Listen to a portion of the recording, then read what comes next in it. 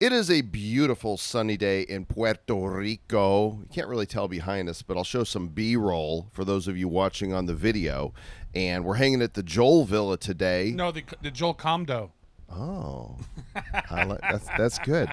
And we have CK, the managing director at Bitcoin Magazine. We're going to talk nothing but Bitcoin, all the Bitcoins up in your face on this Nothing But Bitcoin, episode number 606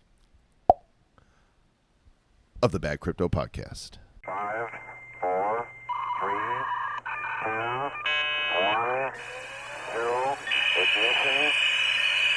Who's bad?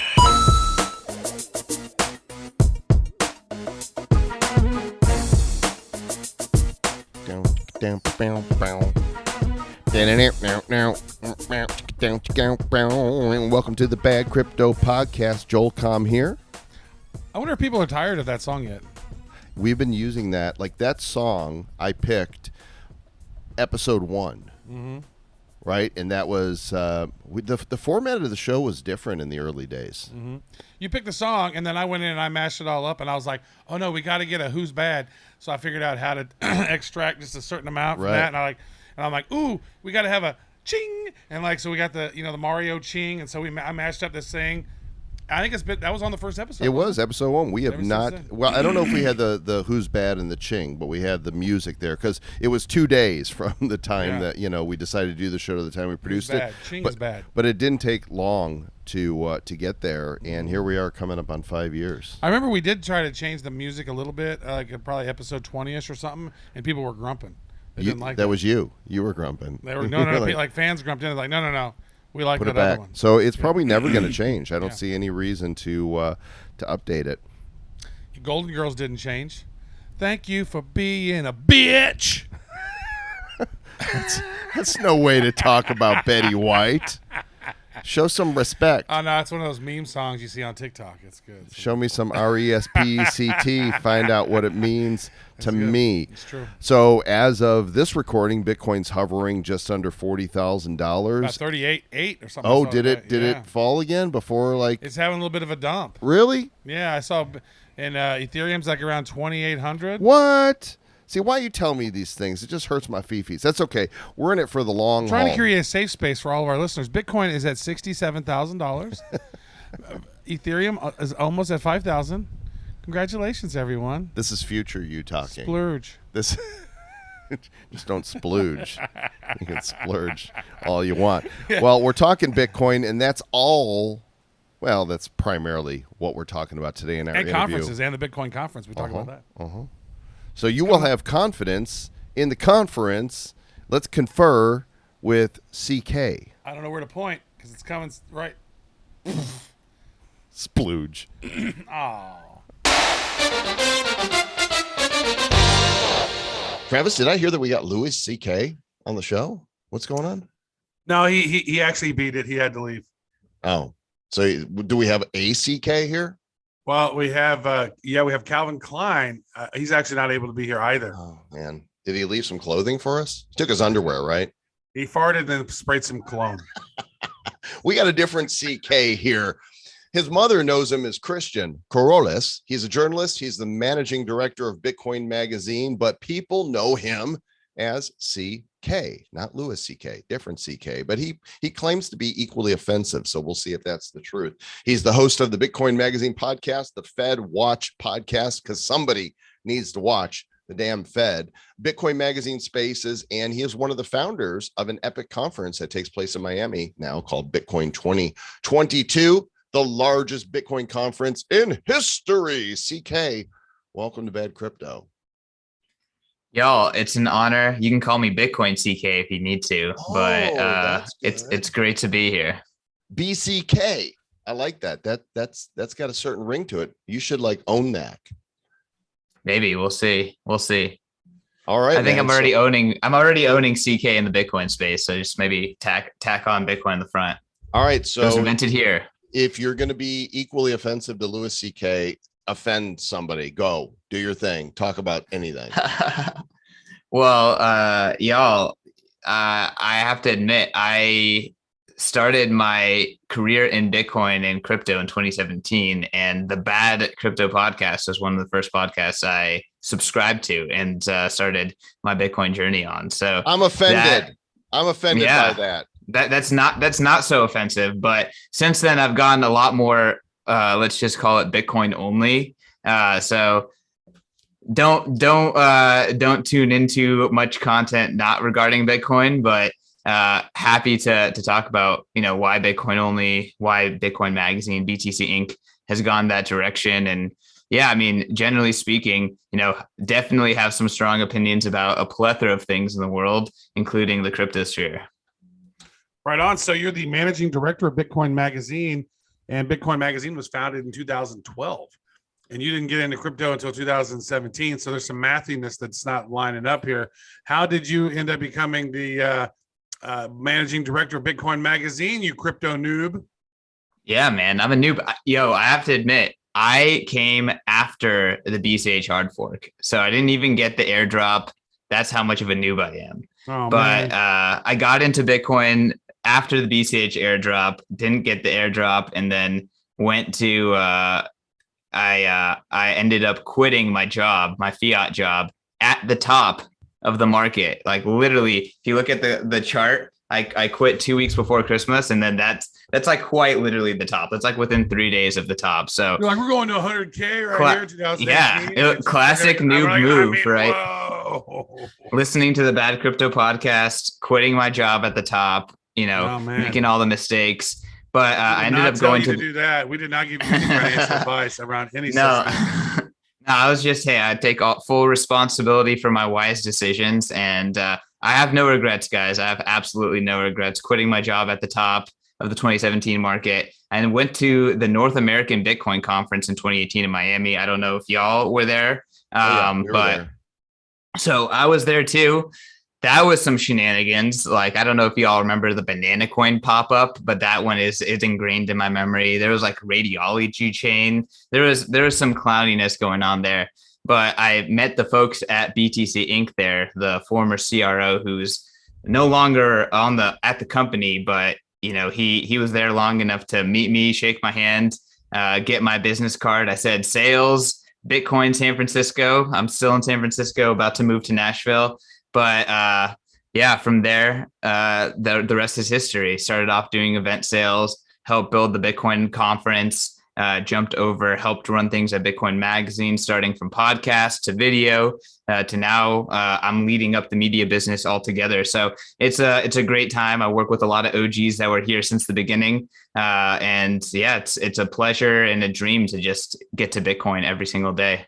I stand corrected. We were not there in 2018, Travis. We were in Davos. We were at the WEF with 10 feet of snow. Oh my gosh! And all the globalists. I don't know if I can trust you guys anymore. Yeah. Associated with the WEF, you're probably on their site.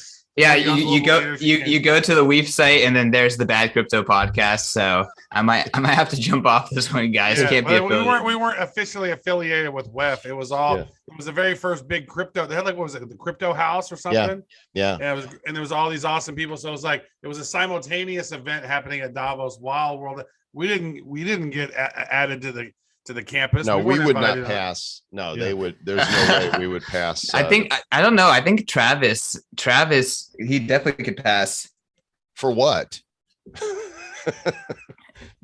Travis, I think they'll let you. I think they'll let you in. You check the boxes. With t-shirts and hats on. They're like, come on in, bro. You look legit. Yeah. They're like, hey, Kansas City Chiefs. Yeah, WEF material. Let's go. Yeah, that's WEF material. Sounds like kind of like queef.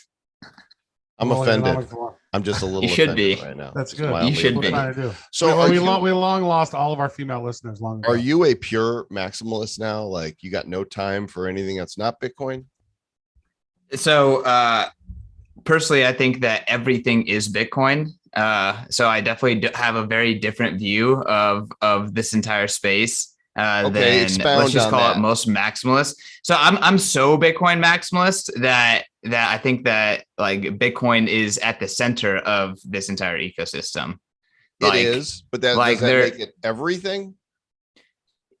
Yeah, I think, like you could make an argument that gold is at the center of the legacy system, and at the center of, when it comes down to it, when it comes to the brass tacks, you need gold. Otherwise, you don't really have anything. I think Russia is learning that. Not your gold bars in your safe, not your value in the traditional system. And I think that we got a traditional system, and then we have the new Bitcoin system. And the thing that makes Bitcoin different than everything else is that Bitcoin is not priced in dollars the same way that all these other assets are, because when it comes down to it, you get Bitcoin by burning electricity with an ASIC miner. That's how you get Bitcoin. That's the price of Bitcoin is actually in kilowatts, and it changes across the globe. But that's the price of Bitcoin. And I think that, all other coins are either priced in Bitcoin or they're priced in dollars. So it's either a dollar market or it's a Bitcoin market. So, that's all we're working with here is the Bitcoin ecosystem, the dollar ecosystem, and then, a bunch of shit that's being built around it. So that's kind of my crypto worldview, my worldview, in as concise of a way I can put it. I got to ask you like this then. So if you think that Bitcoin's price is directly correlated to the electricity price, well, the electricity prices are increasing right now. Bitcoin's not increasing. So it is still tied to dollars, right? The dollar value, the value of dollars are becoming worth less and less over time, in theory. And then with electricity going up and up, then Bitcoin should be skyrocketing right now because we're having inflation unlike we've ever seen in the longest of times, right? With that framing, there's a metric called it's called God damn it, it's that's a weird name. It's the hash price. It's the hash price. Right. So hash price is a metric that measures like how many Bitcoin does a hash get you, and like what's the price of that hash. So I mean, yeah, there's hyperinflation in hash price right now too. So if you were to like look at everything from a perspective of a dollar market, yeah, like dollar supply chains are breaking down. The dollar is losing value. Commodities are going up in value. You can make an argument that Bitcoin hash rate is a commodity that pays you out in Bitcoin, as you might, so as you use it, it monetizes via the Bitcoin that you get. So yeah, I mean, hash rate is getting more expensive right now. And that's so tied Bitcoin to real rising, which is weird, right? It seems to me, sure. Is there manipulation going on? Look, all I'm saying is that like the price of hash is volatile, the price of Bitcoin is volatile, but ultimately, when it comes down to it, how do you get Bitcoin? You mine for it. How do you get some other cryptocurrency? I mean, you buy it from the people who made it. How do you do that? Dollars or Bitcoin? Like, again, like the price is derived from dollars, from the dollar market. So I think that that's a key distinction. I don't know if this is, too in the weeds or I want to follow up on that real quick, Joel, before you jump in with your brilliant question. So, you mentioned this, that Bitcoin is not necessarily tied to dollars, but I mean, Bitcoin to USD is pretty prevalent all over the place. Why is there not more Bitcoin to gold pricing, right? Because I know, the Russians have created now this crypto ruble that is backed by gold, that 1 gram of gold is equal to 5,000 rubles. I'm waiting for Bitcoin to do that, because when is Bitcoin going to be detethered from the dollar and tethered over to gold? That would make the most sense to me. Well, I mean, the way that you price things, unit of account, right? I think that's a mental operating system.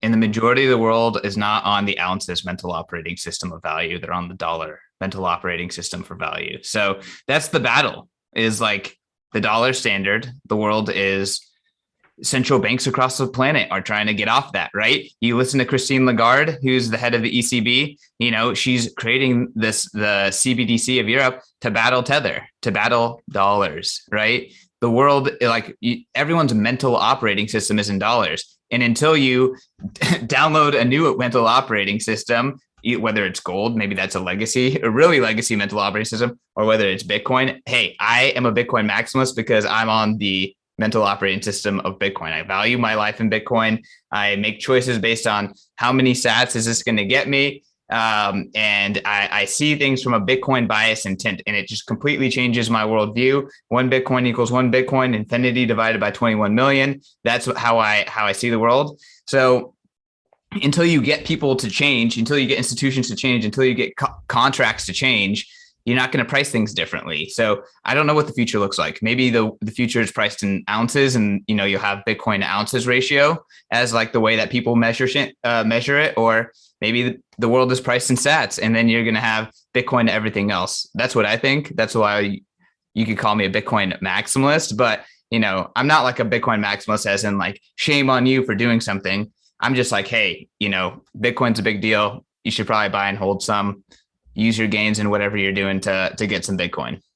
Okay, let's hit up a few metrics here. All right, let's get some numbers. How many Bitcoin have been mined as of now? It is April 28th, 2022. You don't have to give me exact number, just based on top of your head.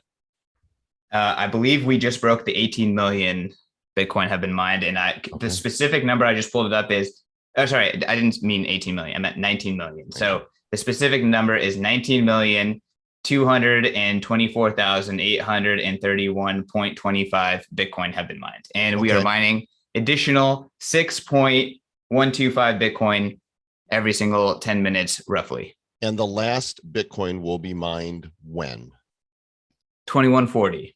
2140. Unless there's some sort of technology, Travis, that allows us to become mechs, before then. We're long gone. So I had another brilliant question. It was just I have one. I just have a statement right here. All right, I just figured something out.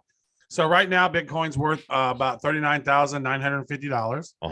And as of right now, 1 ounce of gold is worth $1,890 something dollars. So basically, one Bitcoin is equal to 21 ounces of gold. Oh, well, there you go. Now we got our ounces. Okay, I want to tell you guys about a website. You guys got to check this website out. It's called bitbo.io. Bitbo.io. All right. This is a great website. This is like the Bitcoin. This is like a Bitcoin dashboard.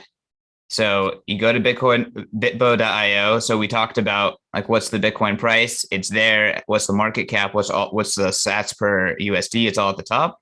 And then you go to the left here, you can see, time since the last block, average block time. You can see it's less than 10 minutes. You can see money supply, 19 million Bitcoin, like we said, and then keep scrolling down. I think there's like 3 blocks down.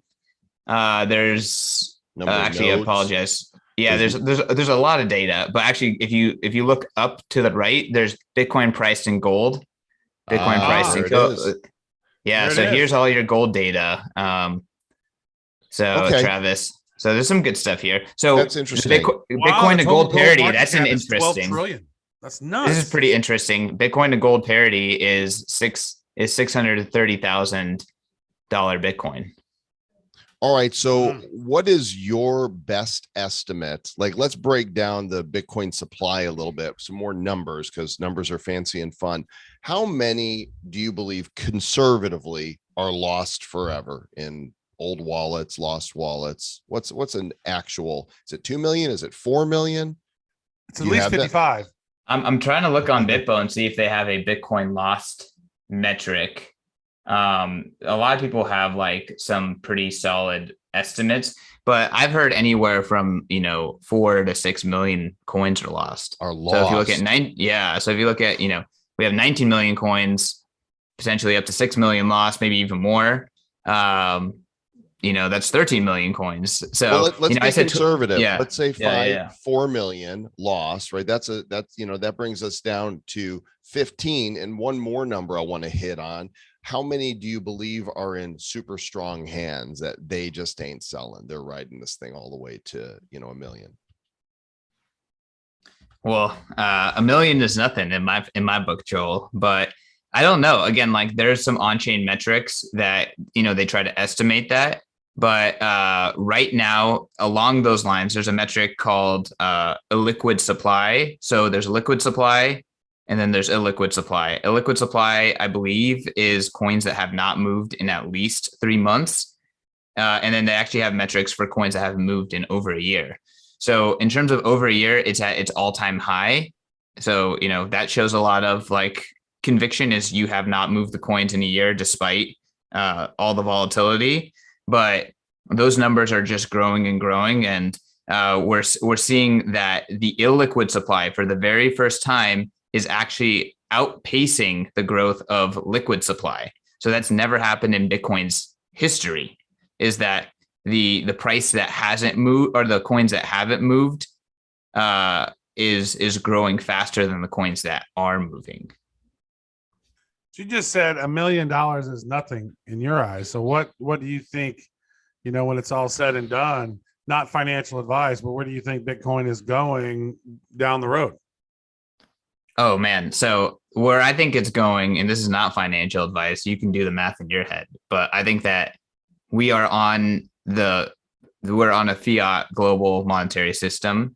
We're starting to see that global monetary system fractionalize and break down. We're seeing Russia being isolated. There's already now a cohort of countries that are now isolated that can do business together, and they're trying to build their own financial systems, right? So you have the legacy system breaking down, and then you have the Bitcoin system, which is a whole new independent system that's growing by itself. And now it has 2 countries within it, and it has a whole bunch of other people who are opting into it, right? So what's happening is we're seeing the battleground for who's going to be the new what's going to be the new international global reserve currency. Ray Dalio thinks it's going to be China's. I don't think that's going to be the case. I think it's going to be this new open source standard that the world is going to adopt, and that's going to be Bitcoin. So if we're going to migrate from nation state run global reserve currencies to the Bitcoin standard, what does that look like by the numbers? All right. Well, we just talked about, hey, 21 million coins total at the end of the day when they're all mined, up to, potentially 6 million lost.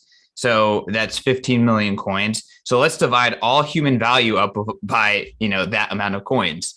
That's a very rudimentary way to kind of like start thinking about like, where is this thing going? Because that's Bitcoin's ultimate end. Is it either achieves global reserve currency as the new substrate for value, or in my opinion, it's zero. There's a new global reserve currency, the new substrate for value.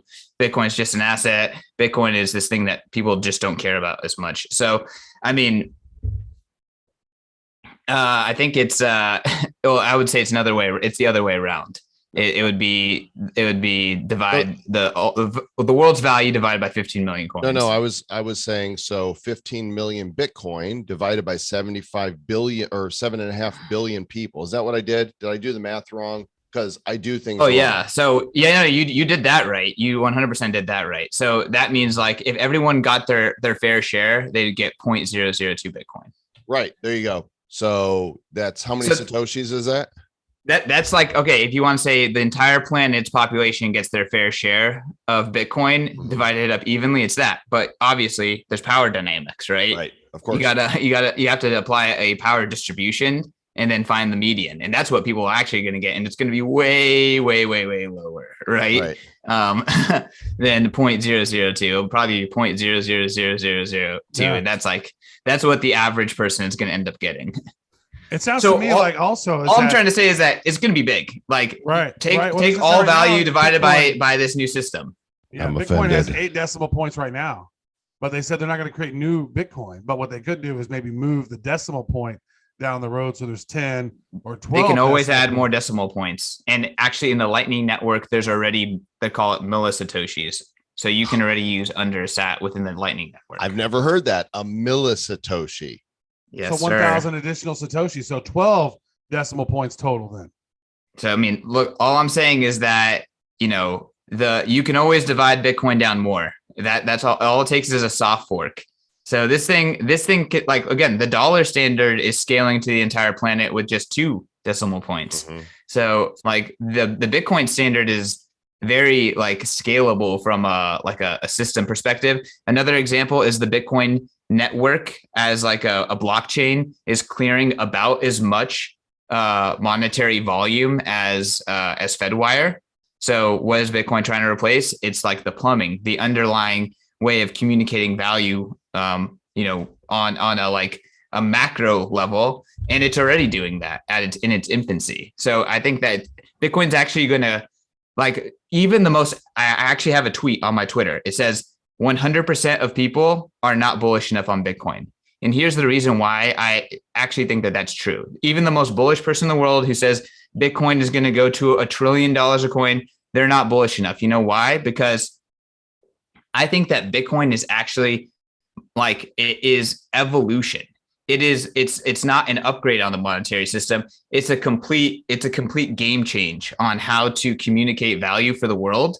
And it is going to reduce waste and inefficiencies in such a massive level that we can't even start to begin to conceive how that is going to enable us to build into the future and create new value. It's like before the combustion engine was created, it's like asking people, it's like, what value are we going to get by introducing the combustion engine? Like, try to think of that. Try to think of like the market cap of the world and the GDP of the world with this new technology. There is 0% of people on the planet, even the Nikola Teslas of that time, that could have actually like thought of how much progress we're going to get. So even if you take all of the value in the world, divide it by 21 million, come up with like a number like this is how much Bitcoin is going to be worth, that can't even be enough. It's going to be even more of that if Bitcoin works, because Bitcoin is a fundamental upgrade on how we are doing things in general, and it's going to affect everything. It's going to make everything better. Wow. Tell us how you really feel. Offend me more, because I'm not offended enough. So what do you think is the next big catalyst? And I asked that question with this background. It has been our belief that we have not yet experienced the most bullish part of this run. That hitting 68 was great. A pullback was due. People are like, we're in a bear market. I don't think we've ever entered a bear market since it peaked to 68. I think we've had some bearish cycles and pullbacks, but it's my belief, and you give me your opinion. Do you think for this run that the biggest is yet to come, or do you see us first dipping down to previous highs of 20,000? Because it never goes so far historically, it has not gone below the previous cycle's high. This is opinion only, not financial advice. So in terms of, have we ever really been in a bear market? I don't think so. I think hyper Bitcoinization started the day Satoshi released the code, and pretty much it's been going up exponentially since. Obviously not in a straight line. It's like this, and it feels painful, but I think we've just been going up pretty much.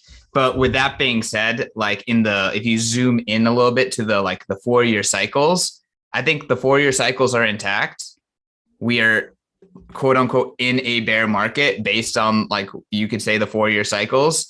And they always look different. They always rhyme. They don't sound exactly the same, but I definitely would say that, like, we're in a bear market. I think that I've spoken to people who work at exchanges, and they've said that, we're definitely not in bull market mode in terms of, excitement on exchange. And that's really where the money meets the road is, like, are people excited to spend money on Bitcoin?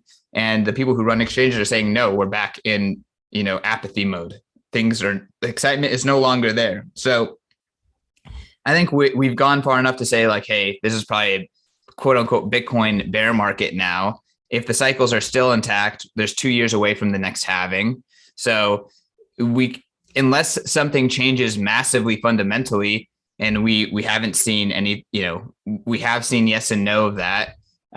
It's difficult to tell, what happens next. Like, I don't think that it's just going to go straight back up and make new highs anytime soon with that scope. But, I can always be made wrong. Personally, for me, I'd never sell. I've never sold one Satoshi in my entire life. So if you can still trade dollars for Bitcoin, it's cheap. So you should just keep making that trade as long as you can do that. Because I think right now it's like before the combustion engine was discovered, like, people used to think like oil just like was ruined the land. So it was like a land that sucked. If you live in Oklahoma, maybe in Kansas City, you're probably more closer to that, Travis. But, pretty much like this is the worst land in America. That's why there's all these like Native American tribes that they like kicked over there. And then all of a sudden the combustion engine is discovered. And then the worst land in America is like, this is the most valuable land in America. Like, this is the most useful land in America. Like, and it made so much incredible wealth. So that's the stage where Bitcoin is right now. People are sitting on it. People have the opportunity to buy it, and they have absolutely no idea what it is. And I'm telling y'all, as long as they're letting you trade worthless fiat, government fiat, DMV bucks for Bitcoin, still cheap. You should make the trade all day, every day. Still cheap all day, every day. And so you just had a conference in Miami, and I was there. It was a pretty awesome conference. Not only was it like 3 days worth of conference, but then you also had a concert with all kinds of ridiculous musicians and stuff there. So, it was badass, huh? It was bad. It was badass. That Sound Money Day was pretty sweet. So tell the folks about the conference, because I know a lot of people who are listening right now did not come, and a lot of them have never been to any conference. Tell them about the Bitcoin conference 2022, and then maybe what's in store for 2023. So, I mean, I want to ask you guys. I've been a big part of building the Bitcoin conference. I know y'all have been at the Bitcoin conference. Were you at Bitcoin 2019? I know y'all were at Bitcoin 21. Yeah, we were at 2019 for sure. So y'all saw the progression, right? Like, I think 2019, like it showed people Bitcoin is fun. Bitcoin is part of pop culture. This does not have to be a nerd fest. We don't have to show a bunch of altcoins to bring in outsiders. Like, you can do Bitcoin and it can be cool. That's what Bitcoin 2019 showed. Mm-hmm. That was 1,800 people in San Francisco. Bitcoin 2021, off the pandemic in Miami, that was 12,000 people in Miami. Okay. Bitcoin 2022 in Miami Beach, that was 25,000 people in Miami Beach. So, like, the way that this event has scaled, the professionalism, the production value, it's gone from, hey, we have our sponsors inside a literal parking garage, to we are in one of the nicest convention centers in the entire country with a full music festival across the street and 4 days of just jam-packed content, thousands and thousands of people, probably over 100,000 people in Miami for crypto who didn't even go to the conference and just went to the side events. I mean, it was absolutely insane. So, I mean, y'all have been to tons of conferences. Does anything remotely stack up to the Bitcoin conference in terms of production value, in terms of, what goes into it? It's top notch. It's top drawer stuff. I was not able to make it to the most recent one because of some family issues, but Travis was there, and he's definitely, speaking as to that was pretty epic.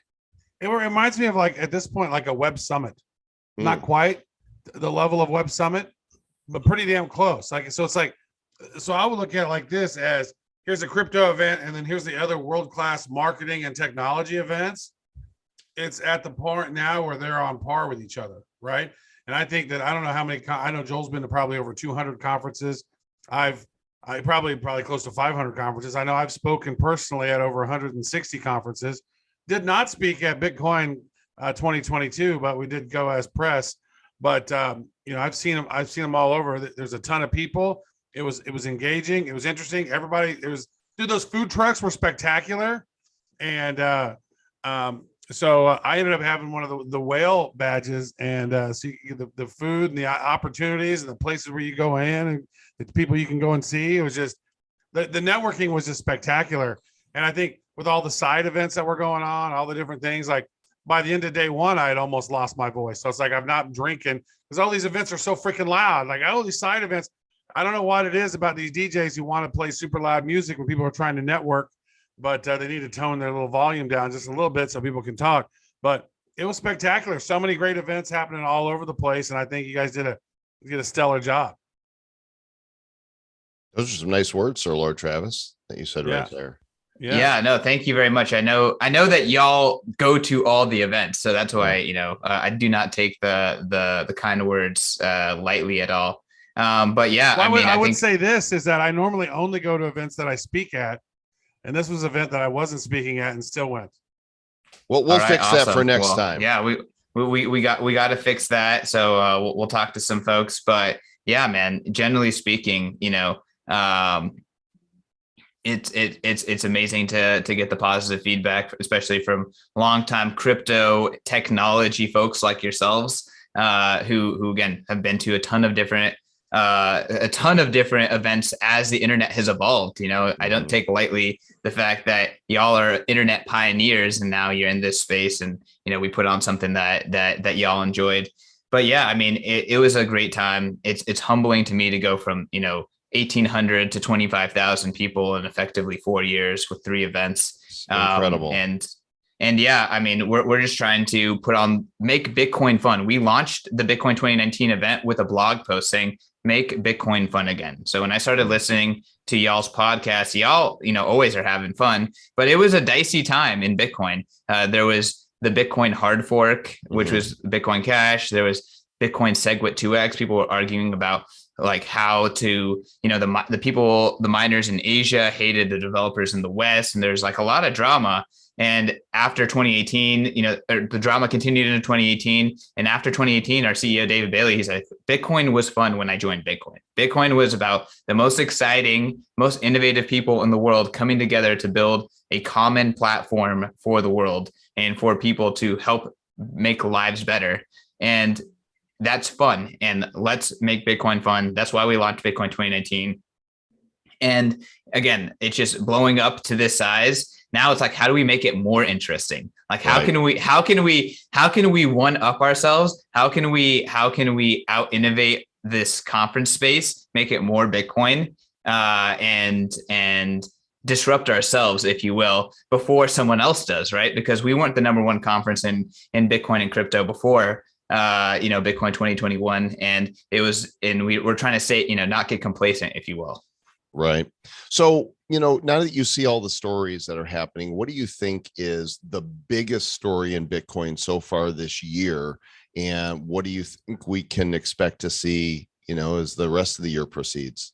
Well, gentlemen, yesterday it was confirmed that the Central African Republic has now become the second full country in the world, joining El Salvador as making Bitcoin legal tender. So Bitcoin 2021 is where President Nayib Bukele announced that he was going to initiate the process to make Bitcoin legal tender in El Salvador. And as of yesterday, yeah, you're seeing it here on Bitcoin Magazine, the Central African Republic launched the legal framework to make Bitcoin as legal tender. If you go to Wikipedia, Central African Republic, it lists Bitcoin as their official tender. Absolutely incredible. So this is the biggest news of the year. We're actually going to be hosting a Twitter Spaces on Bitcoin Magazine with Alex Gladstein to speak with Africans who are on the ground in Central Africa, in other nations that are part of the existing legacy monetary system there.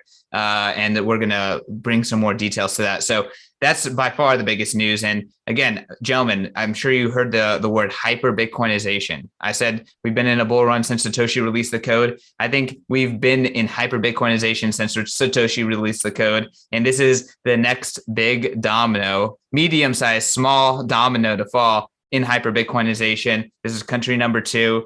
Absolutely huge. So the Central African Republic, which I like to call CAR, bordered by Chad to the north, and you know how Chad is. Chad's doing all the things. Did this used to be Congo, or what did this used to be? I have absolutely no idea. I am not a geopolitical expert. It didn't used to be called Central African Republic. Here's the awesome thing is my colleague Pete Rizzo, who actually used to be at CoinDesk. He is actually probably the unofficial world expert on Satoshi, but he was joking around because there's all these people after El Salvador that became like the diplomat of Bitcoin, going to all these different South American countries, trying to get them to make Bitcoin legal tender as well. And Rizzo was like, who did we send to chat? Who did we send to CAR? Who did we send to the Central African Republic? Oh, no one. Maybe we should stop sending people. Like, let's let Bitcoin do its work. Let's get out of the way. And maybe Bitcoin is just succeeding despite these overzealous Bitcoiners and Bitcoin maximalists and people who are just going crazy over here trying to push Bitcoin adoption down everyone's throats. Based on the stories you're hearing from other countries, which are on the short list, you think that might be the next domino to fall?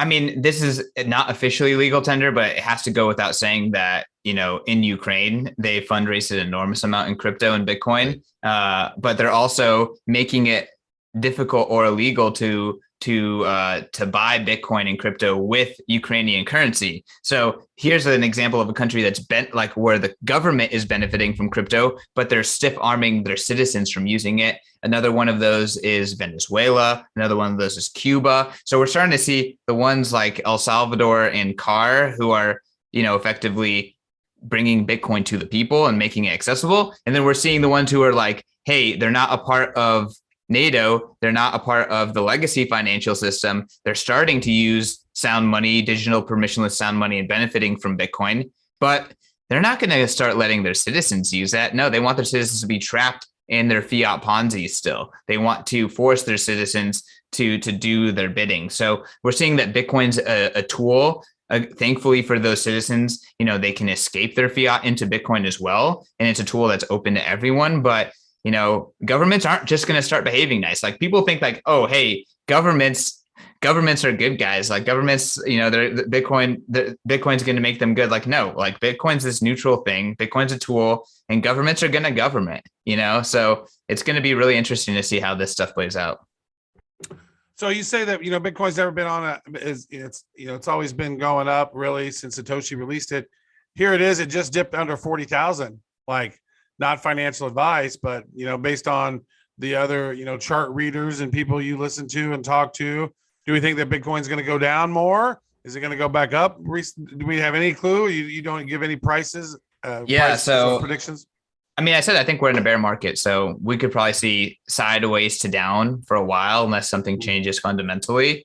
But my favorite metric is called the Mayer multiple. So pretty much what this is the average price over 200 days. That's the 200-day moving average. So what you do is you take the current price and you divide it by the average price over 200 days, the 200-day moving average, and that gives you a multiple. So, for example, if the current price is 40,000 and the average price is 40,000, your multiple is 1, right? If the current price is 80,000, the average price over 200 days is 40,000, your multiple is 2, right? So they actually God, why am I blanking out on the word? Statistics, some modelers and status out there, statisticians went and they did some regressions on Mayer multiples over Bitcoin's history of pricing. And they kind of were like, okay, hey, they kind of were like, hey, if Bitcoin is at if Bitcoin's multiple, if the Mayer multiple is below 2, that's probably a good time to buy. And if it's below 1, that's an amazing time to buy historically. And if it's above 2, that's probably a good time to stop buying. And if it's like 3 or 4, so like, let's just say the 200-day moving average is 20,000. The current price is 80,000. That's 4x the 200-day moving average. Like that's like sell. Like you have. Where like, is it it's now? way overpriced. So right now it's at 0.8. Oh, so we're way below 1. Like this is like we're deep in the gutter right now. So the way that I know that this is a very complicated answer. I'm sure you're probably like, hey, is price going up or not? But I'm trying to explain my thinking here. So, but yeah, when you take the Mayer multiple into account, it's very cheap. And the way that I think that you should invest in Bitcoin is $2 cost average to buy on a regular basis. So I would pay attention to the Mayer multiple. As long as the Mayer multiple is below 2, and right now it is, you should be buying. If Mayer multiple is below 1, you should be buying a lot. So we're in the buy a lot territory. I'm not saying mortgage the house and buy Bitcoin because we could go lower. Like pretty much price is in the gut. There's maximum fear. This is when you should be buying. And then on the reversal end, when it's euphoric, everyone thinks the price is never going to go down. You should probably think about selling a small amount or not selling, or stop buying. At least stop buying in those moments because, things might be overpriced or overheated. Does that make sense, gents?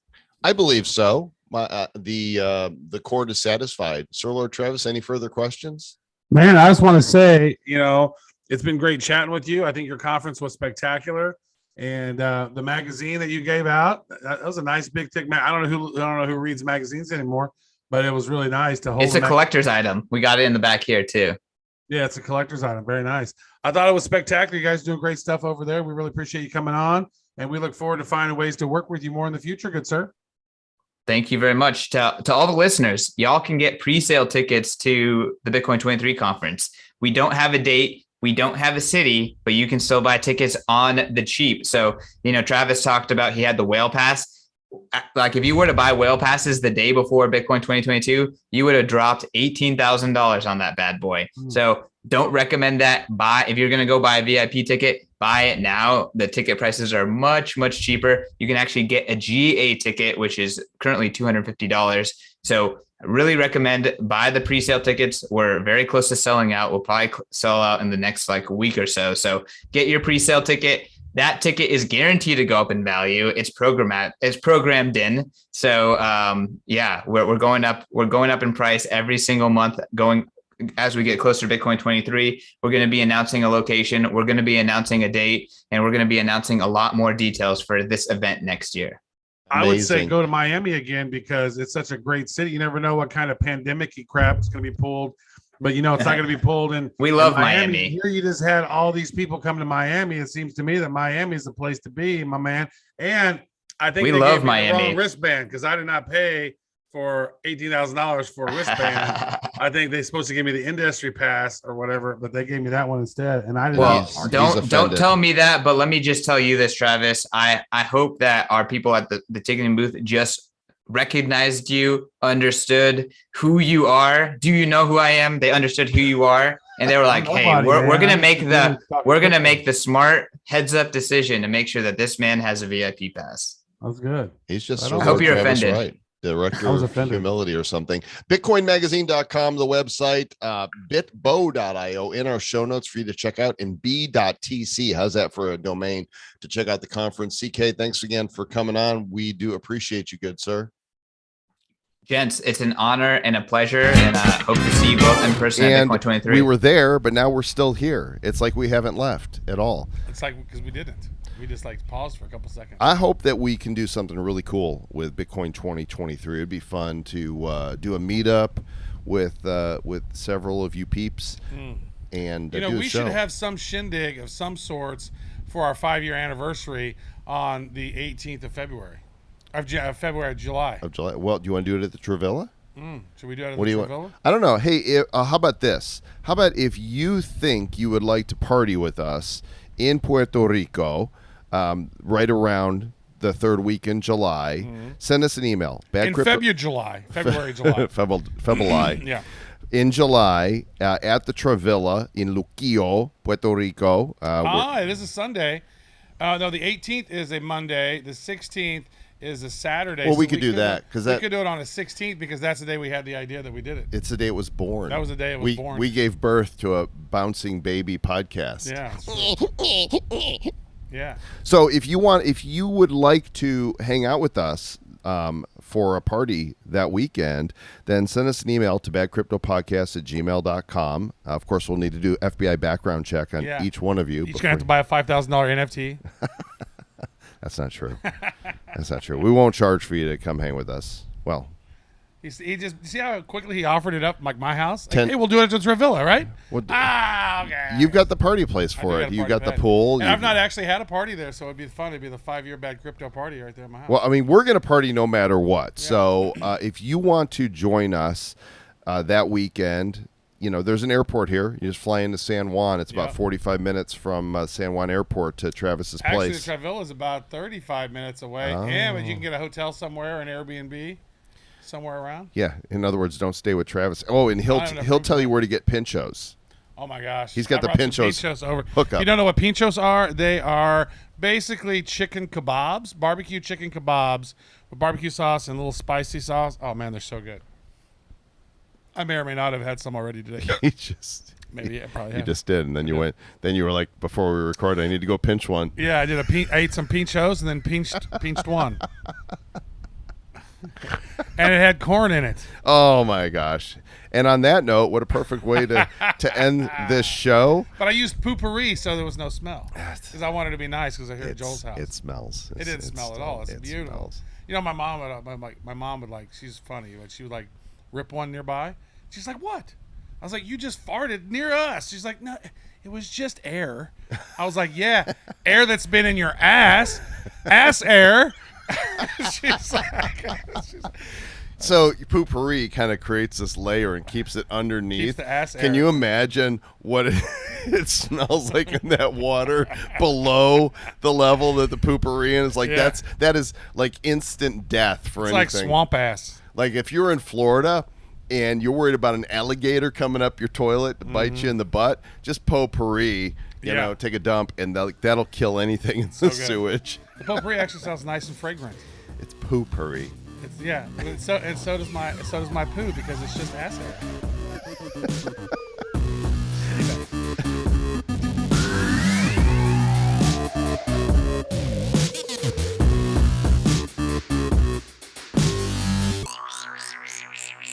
Who's bad? The Bad Crypto Podcast is a production of Bad Crypto LLC. The content of the show, the videos, and the website is provided for educational, informational, and entertainment purposes only. It's not intended to be and does not constitute financial, investment, or trading advice of any kind. You shouldn't make any decisions as to finances, investing, trading, or anything else based on this information without undertaking independent due diligence and consultation with a professional financial advisor. Please understand that the trading of Bitcoins and alternative cryptocurrencies have potential risks involved. Anyone wishing to invest in any of the currencies or tokens mentioned on this podcast should first seek their own independent professional financial advisor. Ass air.